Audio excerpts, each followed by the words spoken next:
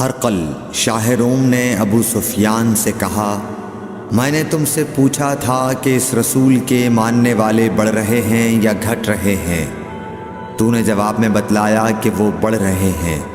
ٹھیک ہے، ایمان کا یہی حال رہتا ہے یہاں تک کہ وہ پورا ہو جائے۔ اور میں نے تجھ سے پوچھا تھا کہ کوئی اس کے دین میں آ کر پھر اس کو برا جان کر پھر جاتا ہے؟ تو نے کہا نہیں۔ اور ایمان کا یہی حال ہے، جب اس کی خوشی دل میں سما جاتی ہے تو پھر اس کو کوئی برا نہیں سمجھ سکتا۔ صحیح بخاری حدیث نمبر 51۔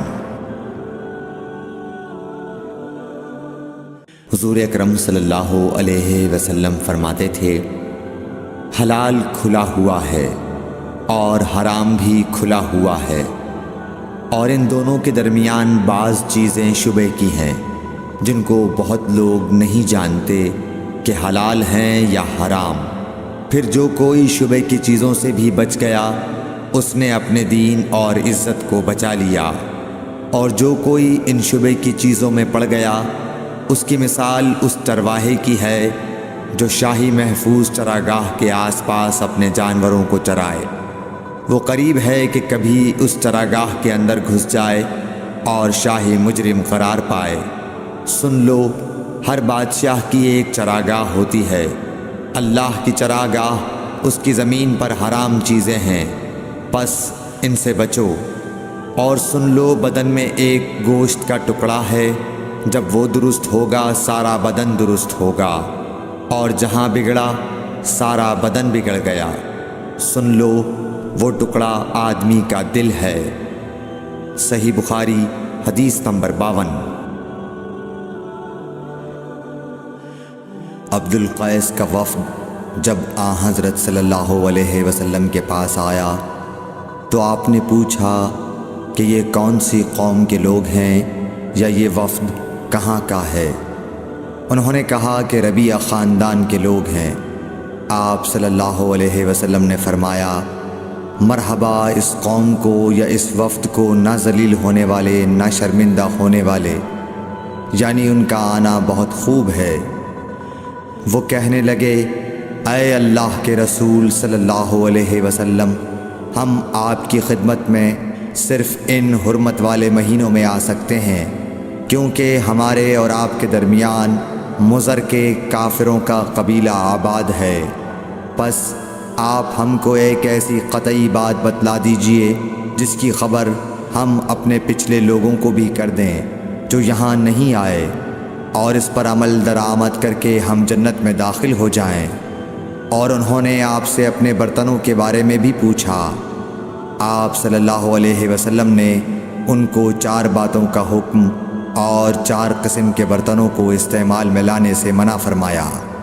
ان کو حکم دیا کہ ایک اکیلے خدا پر ایمان لاؤ۔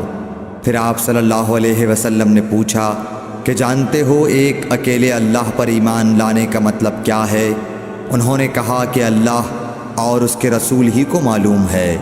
آپ نے فرمایا کہ اس بات کی گواہی دینا کہ اللہ کے سوا کوئی معبود نہیں، اور یہ حضرت محمد صلی اللہ علیہ وسلم اس کے سچے رسول ہیں، اور نماز قائم کرنا اور زکوٰۃ ادا کرنا اور رمضان کے روزے رکھنا اور مال غنیمت سے جو ملے اس کا 5واں حصہ مسلمانوں کے بیت المال میں داخل کرنا، اور 4 برتنوں کے استعمال سے آپ صلی اللہ علیہ وسلم نے ان کو منع فرمایا، سبز لاکھی مرتبان سے اور کدو کے بنائے ہوئے برتن سے، لکڑی کے کھودے ہوئے برتن سے اور روغنی برتن سے، اور فرمایا کہ ان باتوں کو حفظ کر لو اور ان لوگوں کو بھی بتلا دینا جو تم سے پیچھے ہیں اور یہاں نہیں آئے ہیں۔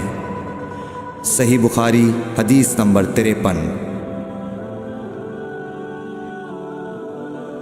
حضرت صلی اللہ علیہ وسلم نے فرمایا، عمل نیت ہی سے صحیح ہوتے ہیں یا نیت ہی کے مطابق ان کو بدلہ ملتا ہے، اور ہر آدمی کو وہی ملے گا جو نیت کرے گا۔ پس جو کوئی اللہ اور اس کے رسول کی رضا کے لیے ہجرت کرے اور اس کی ہجرت اللہ اور اس کے رسول کی طرف ہوگی، اور جو کوئی دنیا کمانے کے لیے یا کسی عورت سے شادی کرنے کے لیے ہجرت کرے گا تو اس کی ہجرت انہی کاموں کے لیے ہوگی۔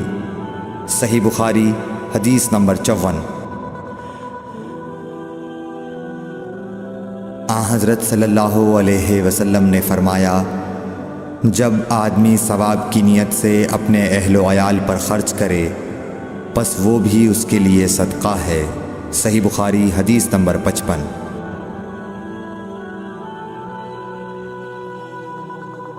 حضرت صلی اللہ علیہ وسلم نے فرمایا، بے شک تو جو کچھ خرچ کرے اور اس سے تیری نیت اللہ کی رضا حاصل کرنی ہو تو تجھ کو اس کا ثواب ملے گا، یہاں تک کہ اس پر بھی جو تو اپنی بیوی کے منہ میں ڈالے۔ صحیح بخاری حدیث نمبر 56۔